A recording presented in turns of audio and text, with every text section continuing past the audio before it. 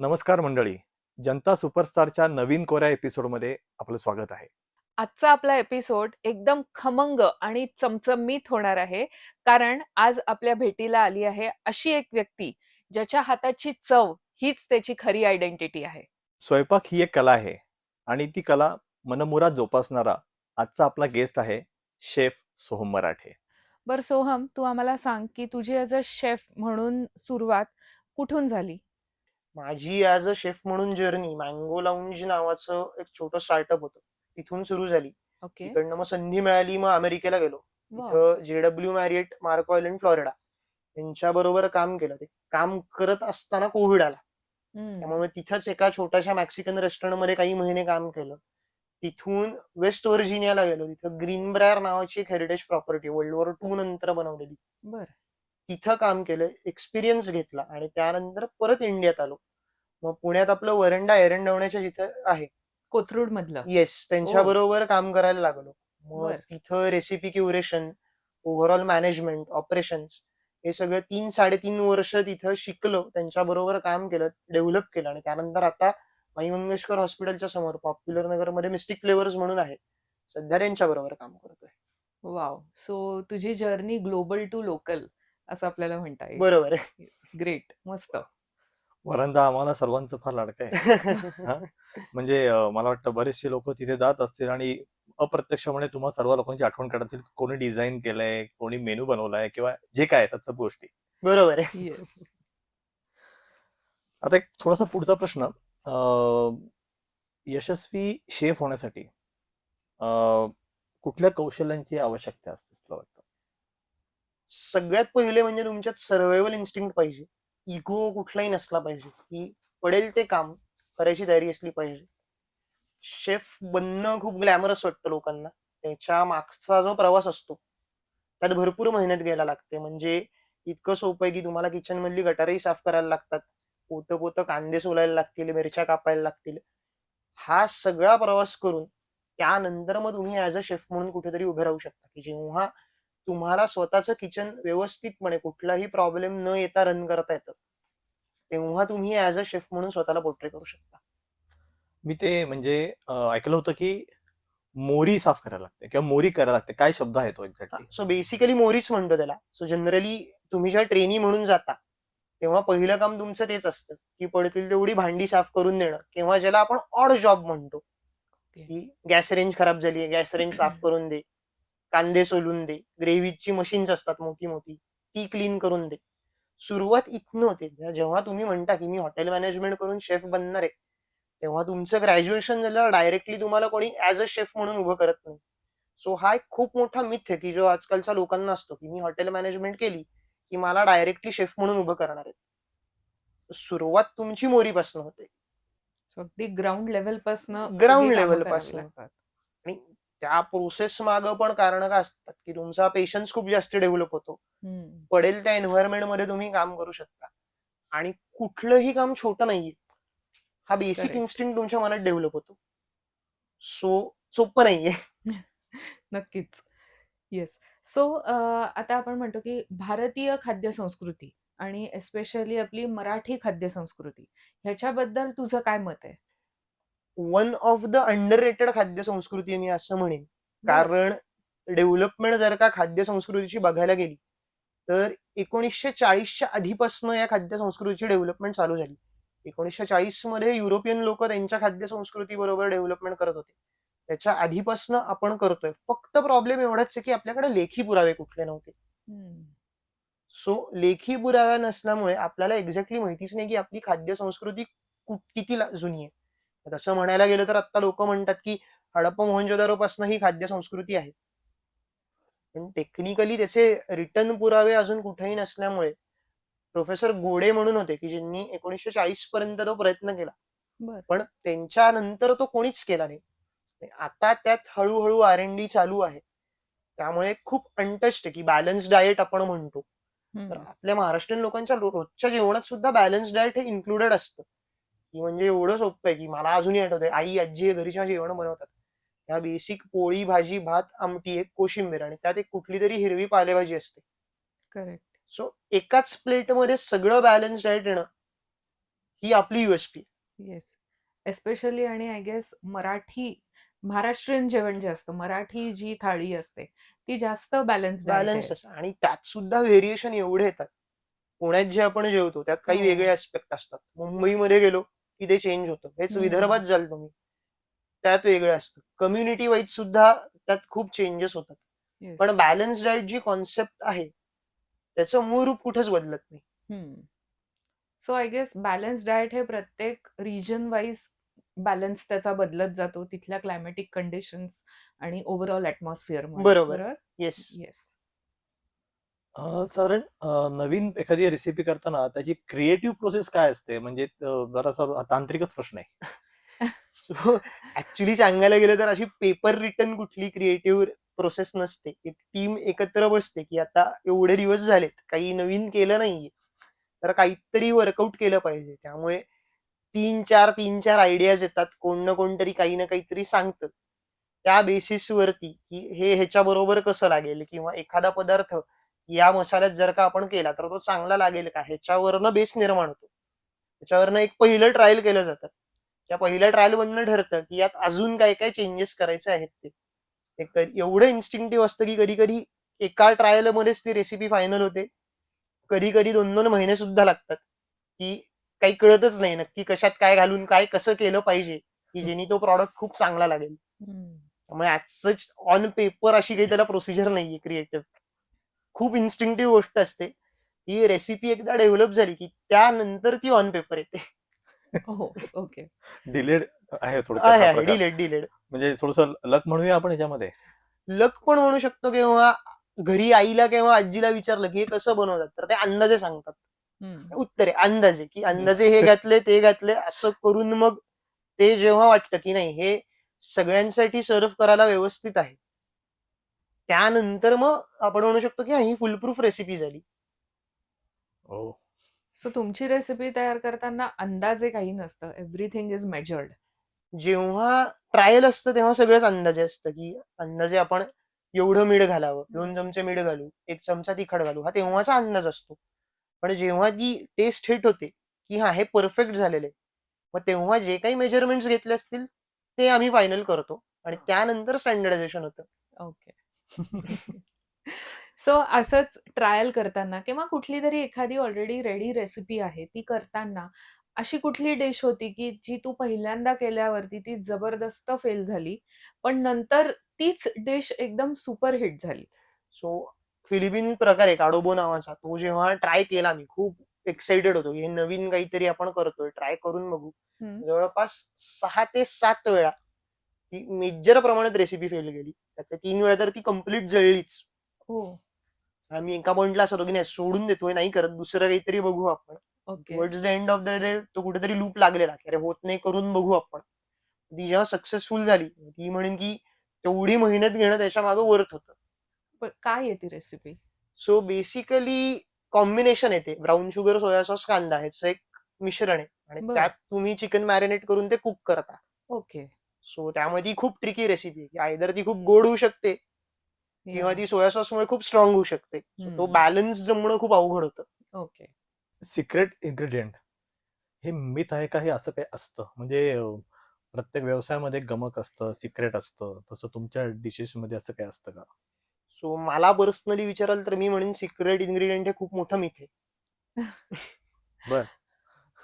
So जेव्हा एखादा म्हणतो की माझा एक सिक्रेट इन्ग्रेडियंट आहे त्या सिक्रेट मसाला बेस मसाला. मसाला सगळ्याचा सेमच असतो. तर तुम्ही काय प्रमाणात घालताय कुठल्या टेम्परेचरवर तो शिजवताय ह्यानी सगळा फरक पडतो. किंवा आम्ही किचनमध्ये म्हणतो की एखाद्याचा जेव्हा मूड खराब असेल तेव्हा स्पाइस लेवल जी असते जेवणाची किंवा मसाल्याचा उग्रपणा तो एकदम जास्ती जाणवतो. किंवा एखादा माणूस न्यूट्रल असेल तर ते सगळे मसाले सेम ह्याच्यावरती टेस्ट करतात का ती परफेक्ट डिश असते. सो माणसाच्या मूड वरती सुद्धा खूप डिपेंडंट असतं. सो तुमचे इमोशन्स पण त्या फूड मध्ये हो येतात. आणि त्यामुळे रेस्टॉरंट लाईन मध्ये स्टँडर्डायझेशन करणं गरजेचं असतं. की प्रत्येक वेळेला एखाद्याचा मूड खराब असेल आणि रेसिपी सारखी वरती खालती होत असेल तर त्यात काही अर्थ नाही. त्यामुळे मग ते स्टँडर्डायझेशन करतो आम्ही की नाही बाबा हे स्टँडर्ड आहे टेस्ट अशीच आली पाहिजे. सिक्रेट इन्ग्रेडियंट ही मिथ आहे. म्हणजे शेफचा मूड फार महत्वाचा आहे. हो खूप. आता एक गमतीशीर प्रश्न जो सगळ्यांचाच असतो तिखट म्हणजे टेस्टी का? आ, असं again, काय असतं का? मला पर्सनली विचाराल तर म्हणून तिखट म्हणजे टेस्टी नाही. जर का टेस्टी का चविष्ट अन्न ह्याची जर का डेफिनेशन किंवा व्याख्या द्यायची झाली आपल्याला, तर असं जेवण की ज्याला सगळ्याला परफेक्ट बॅलन्स ऑफ टेस्ट आहे. ते तिखट पण आहे, त्याला बाकी मसाल्यांची सुद्धा चव आहे, आणि जो मेन इन्ग्रेडियंट वापरतो आपण त्याची स्वतःची चव येते. सो त्याला टेस्टी मी म्हणेन. तिखट माझ्या हिशोबाने तरी टेस्टी नसतं, तिखट तिखट असतं, तिखट ही चव आहे. चव आहे. हा, हं. ओके. सो घरगुती स्वयंपाक आणि प्रोफेशनल कुकिंग या दोन्हीमध्ये काय फरक आहे? मेन फरक असा आहे की घरगुती स्वयंपाक आपण ठराविक मोजक्या लोकांसाठी करतो आणि त्यात खूप जास्ती पर्सनलाइज इफेक्ट असतो. हेच जेव्हा आम्ही प्रोफेशनली करतो तेव्हा दिवसाला 100, 200, 500 या स्केलवरती करायला लागतं. त्यामुळे तिथं तो पर्सनलाइज टच देणं येत नाही आणि प्रत्येक गोष्ट फ्रेश बनवणं पॉसिबल नसतं. काही काही बल्कमध्ये गोष्टी बनवून ठेवायला लागतात, ज्याची शेल्फ लाईफ आपल्याला माहिती असते साधारणतः आमच्या फील्डमध्ये किती दिवस आहे. त्या हिशोबाने प्लॅनिंग करून जे जेवण बनवतो आपण, की एक एक्सपेक्टेड काउंट असतो. आज माझ्याकडे एवढी लोक येणार आहेत किंवा मी या प्रकारचं कुझिन देतोय, त्याच्यासाठी मला एवढा एवढा बेस तयार करायला लागणारे डेज प्रमाणे.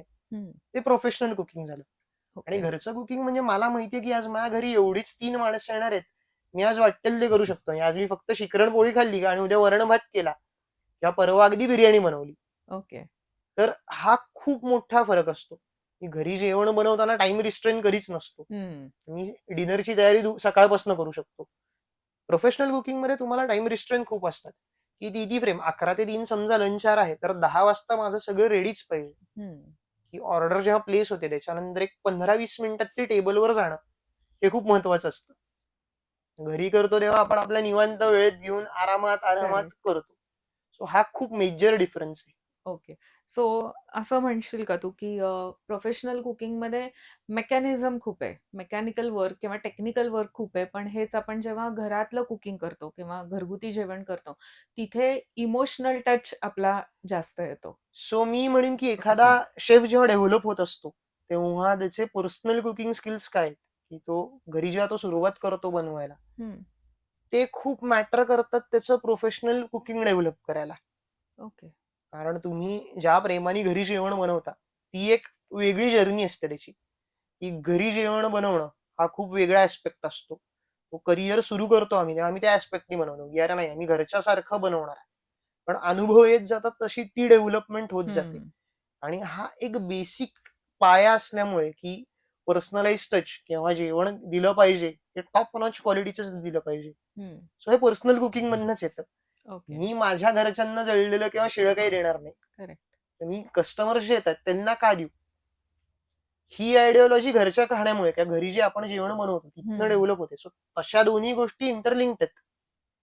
फक्त इथं ते मेकॅनिकल का होतं कारण मास लेवल जास्ती असतो हं. आणि प्रत्येक मेन्यू फिक्स असल्यामुळे त्याप्रमाणे डेव्हलप करायला लागतात गोष्टी. त्यामुळे मेकॅनिकल आहे, पण मी म्हणून 50% मेकॅनिकल आहे. ओके. सो ह्या सगळ्यामध्ये तू स्वतः तुझ्या घरच्या किचनमध्ये कुकिंग करतोस का? की तू कधी घरच्यांना छान गरम-गरम वरण-भात करून वाढलायस? असं कधी होतं का? वरण भातच. खूप खूप खूप रेअरली असं होतं की मी ठरवलंय की आज सुट्टी आहे, आज काहीतरी बनवीन. ओह! म्हणजे नाहीच. कारण दिवसभर जेव्हा तुम्ही रेस्टॉरंटमध्ये काम करता किंवा किचनमध्ये स्पेसिफिक उभे असता, माझी अपेक्षा असते की आज मी घरी येऊन मला सगळं आयतं मिळावं. मला कोणी काही बनवायला सांगू नका. म्हणजे असं once in a blue moon होतं कधीतरी की मी अगदी एक्साइटेड आहे की हा आज मी बनवतो तुमच्यासाठी आणि तुम्हाला काहीतरी खायला देतो. करिअर नवीन नवीन चालू केलेलं तेव्हा असं बरेचदा व्हायचं. पण नंतर कामाची इंटेन्सिटी जशी वाढायला लागली, मी असं असतो की नाही आता मी आज आराम करतोय ना, मग तुम्हीच मला द्या काहीतरी बनवून, ओह! मी आयतं खाईन.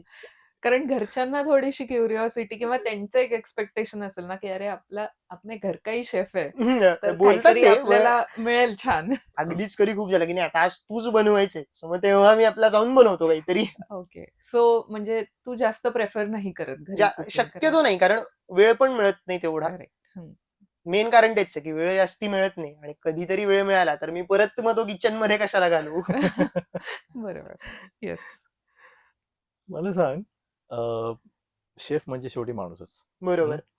तो त्या किचन मध्ये असतो, धावपळ चाललेली असते, अशा बऱ्याच काही तिथं गोष्टी चालू असतात. तुझ्या मनात काय असतं, अजून तुझ्या जे कलिग्स असतील त्यांच्या मनात काहीतरी असतं. तर तिथं साधारण ताणतणाव असू शकतो असं मला वाटतं.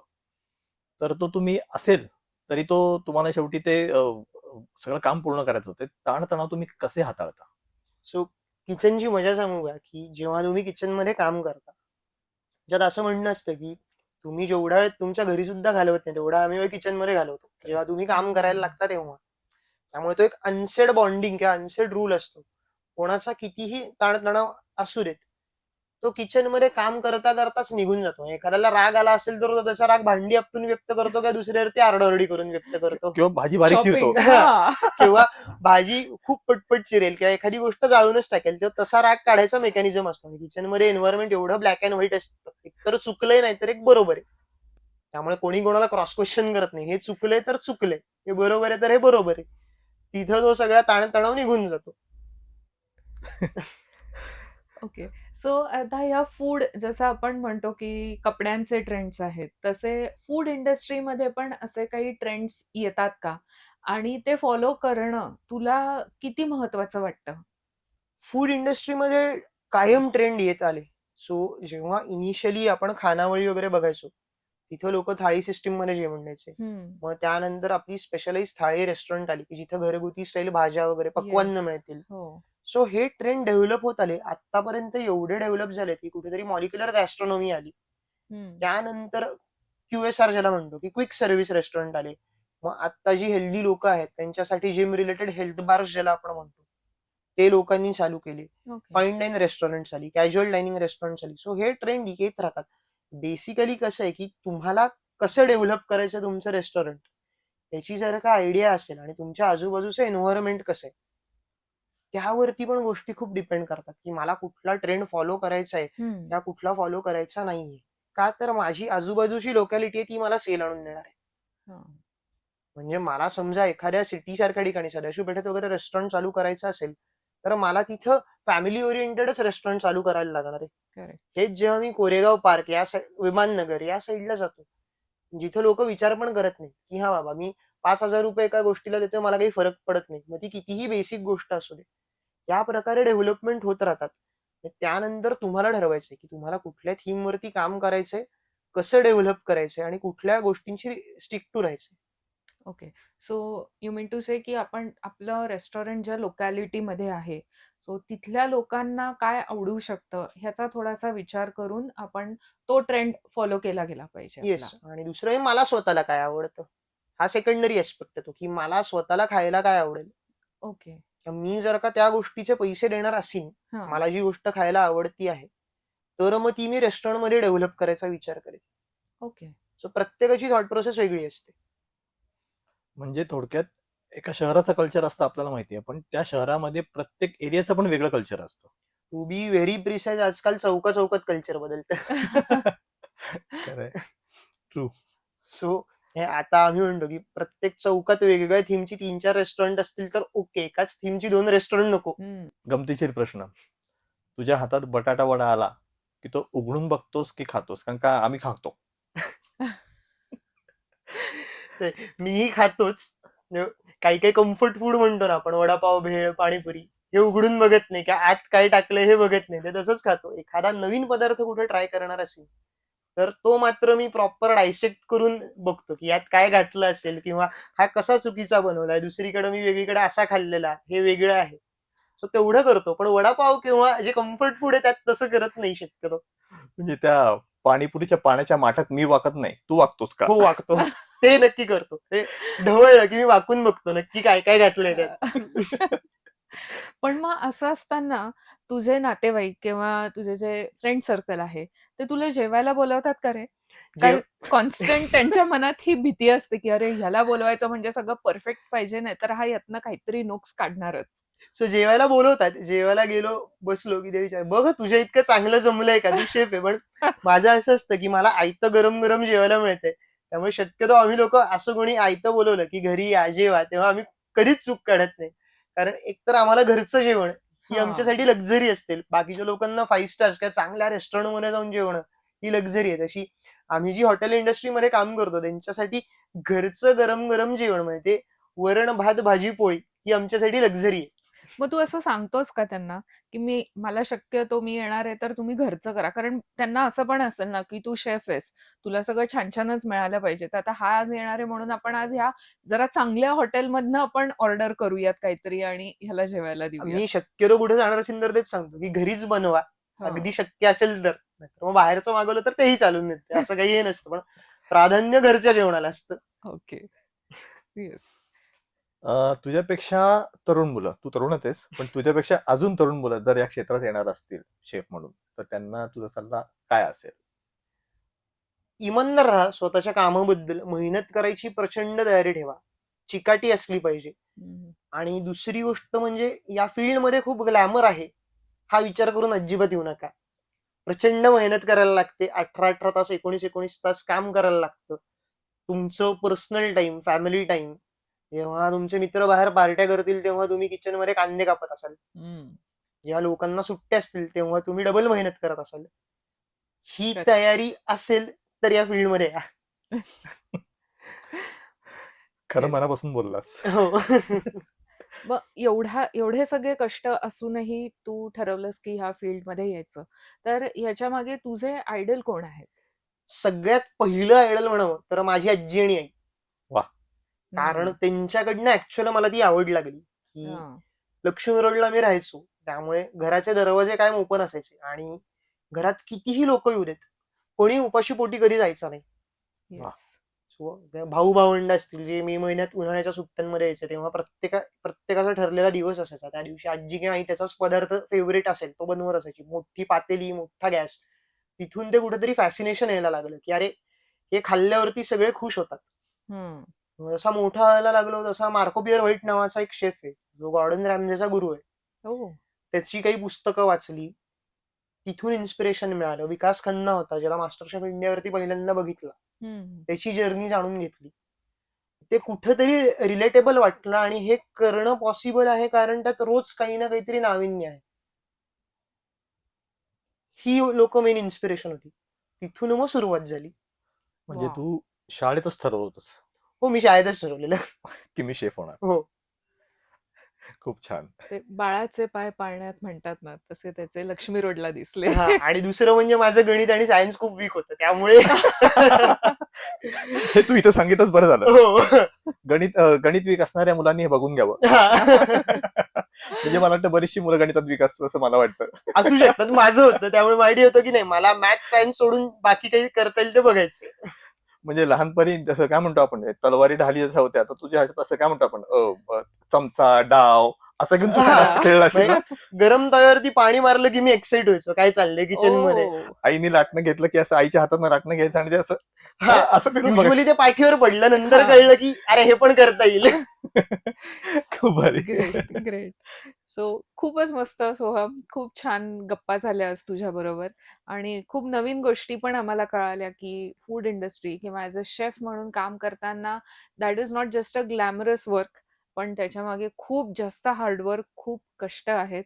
सो खूप थँक्यू की तू आज आम्हाला तुझी पूर्ण जर्नी शेअर केलीस आणि नक्कीच आमचे जे सगळे व्ह्युअर्स आहेत त्या सगळ्यांना पण तू आज जे काही शेअर केलंयस ते खूप इंटरेस्टिंग वाटेल आणि thank you so much. Thank you so much बोलवल्याबद्दल. मलाही खूप मजा आली. थँक्यू की मला माझा एक्सपिरियन्स, माझी जर्नी तुमच्या बरोबर शेअर करता आली तुमच्या प्लॅटफॉर्मवर. खूप खूप धन्यवाद. जनता सुपरस्टार या पॉडकास्टला नक्की फॉलो करा, लाईक करा, शेअर करा आणि व्हिडिओ नक्की बघा. आपल्या आजच्या एपिसोडचे स्पॉन्सर्स होते इंडिगो रूट्स हेरिटेज टूर्स.